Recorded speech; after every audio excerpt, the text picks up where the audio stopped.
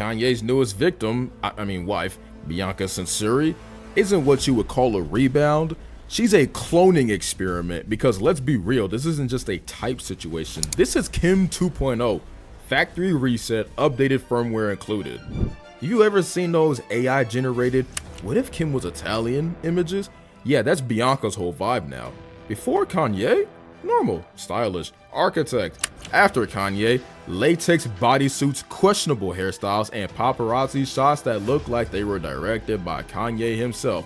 And if you think I'm exaggerating, just take a look at these before and afters. It's just weird how Kanye is taking someone who looks almost exactly like his ex, rebuilding his ex, and then forcing her to be damn near nude in public, wearing the most revealing clothing he can get his hands on. It's almost like it's some type of revenge. It's weird. Damn! And here are a couple of Bianca's tweets shutting down any alleged divorce rumors and declaring that their love is stronger than ever. Yeah, because that definitely wasn't Kanye typing all that behind the scenes. Like, come on, you expect me to believe the same woman who hasn't spoken a single word in public since they got together is suddenly out here typing up heartfelt Twitter threads? Be so for real. At this point, Kanye's just playing The Sims, Marriage Edition, controlling every move while we all just watch in real time. But wait, what's this? I'd like to thank the Jews for and I'm not being sarcastic. I love Kanye really woke up at 5:19 a.m. and decided this was the move. Like, what the actual hell is this sentence? Not only is he doubling down on the same anti-Semitic garbage he's been spewing, but now he's throwing in appreciation like that somehow ties it all together. And the worst part, there is no way in hell even his most brain-dead, cult-like fans can spin this one.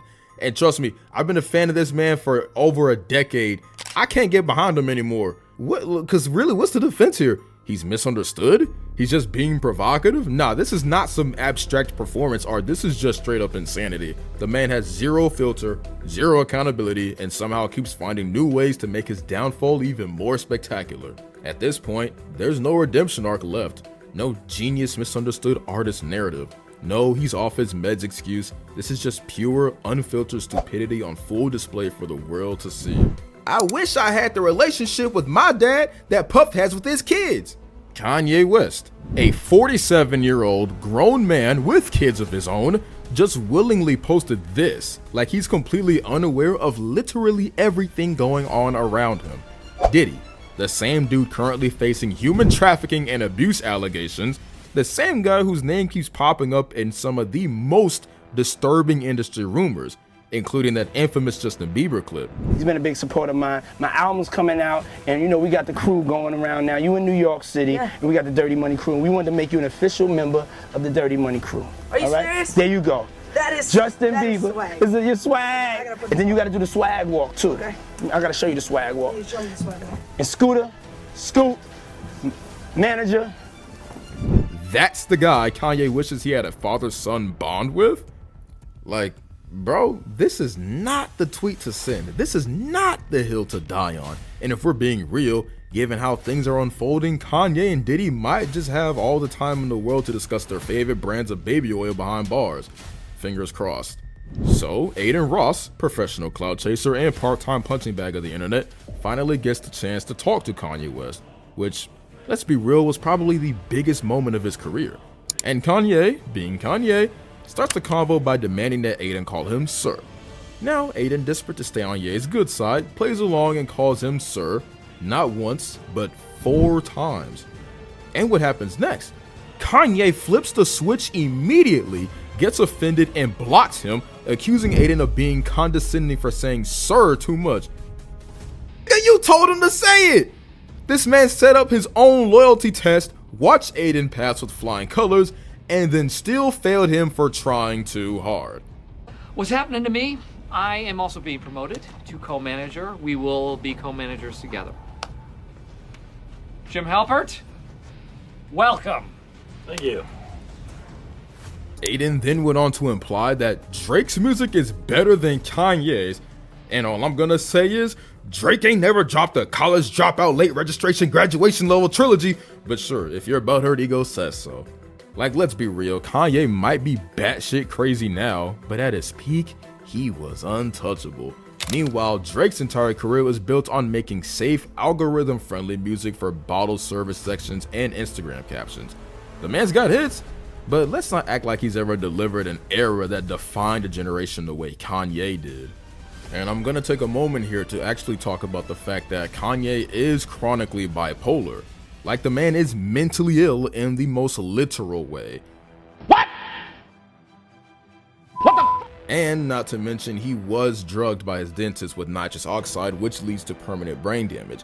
Of course, none of it is justification for what he's done, but you gotta understand, he has BPD, and bro is off his meds. This isn't just some celebrity meltdown, it's an unchecked mental health crisis playing out in real time. Wait, I am not bipolar, I'm not in some kind of episode, but I may be slightly autistic. With that said, I genuinely don't know how many more but he made graduation excuses I got left in me. At some point, the classic album stopped being a get out of jail free card. Bro, start seeking help, please. I'll have to ask my accountant about that. Because whatever redemption arc you think is waiting at the end of this road, it does not exist. It's time to stop! Well, with that being said, everyone knows Kanye does not believe in the words limit or boundaries, so of course bro pulled up to the Grammys, uninvited by the way, like it was his personal after party. And just when you thought the night couldn't get any more unhinged, his wife straight up pulled a Game of Thrones move and got naked for the cameras like she was about to claim the Iron Throne. Then, instead of pretending to be embarrassed, Kanye doubled down, bragging that the whole stunt was bigger than the Grammys itself because it was the most searched thing on Google that day. And to be fair, credit where it's due, he was right. But again, why? What was the goal here? At this point, Kanye isn't just burning bridges, he's nuking entire cities just to say, look, I did that. Kanye's most recent Twitter rant had everything. Like whatever horrible thing you can imagine, he had you covered.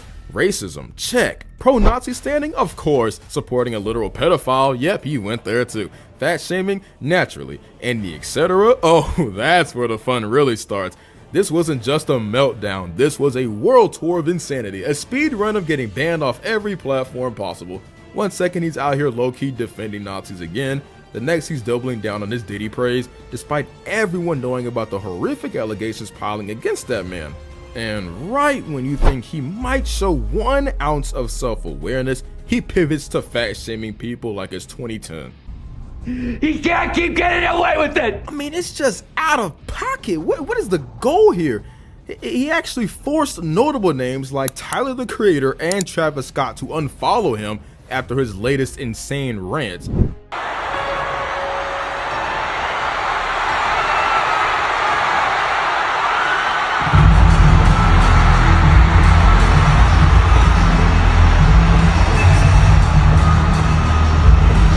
Let's be real, these are not exactly PG rated guys.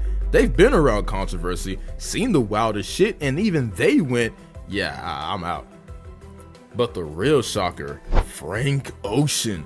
Bro barely even acknowledges the existence of social media, let alone indulging in internet drama, and he even hit that unfollow button. Like, Kanye has now managed to push away a guy who barely speaks to his own fans, let alone entertain celebrity nonsense. That's how bad this meltdown was. And by the way, Frank, drop the album for the love of God, we are starving. David Schwimmer, aka Ross Geller himself, had to come out of his quiet, drama-free life just to personally roast Kanye for his absolute insanity. Like, bro, when you've got one of the most unproblematic, non-confrontational dudes in Hollywood taking time out of his day to make a dedicated post about how utterly disgusting your behavior is, you've really effed up. Schwimmer didn't just call Kanye out, he dragged him line by line, making it crystal clear that this wasn't just free speech or artistic expression, but straight up hateful, irredeemable garbage. And if Ross Geller, a man who literally argues over the definition of a break, is this decisive about how wrong you are? Yeah, it's a wrap. Well, that's about it. Kanye West has officially completed his speed run of self-destruction, managing to alienate fans, peers, and even people who usually mind their own business. We got full-blown Nazi rants, defending literal predators, fat shaming, meltdowns over being called sir, crashing the Grammys uninvited, and somehow turning his own wife into a spectacle, all in the span of a single unhinged era. And let's be real, at this point, there's no comeback. No misunderstood genius excuse. No, he just needs help pass. He is actively sprinting into the abyss with no brakes, and everyone, even his most brainwashed followers, are starting to realize there's no coming back from this. So yeah, if you somehow enjoyed this roller coaster of insanity, join the Discord, and while you're at it, check out our other videos because trust me, there's plenty more chaos to go around.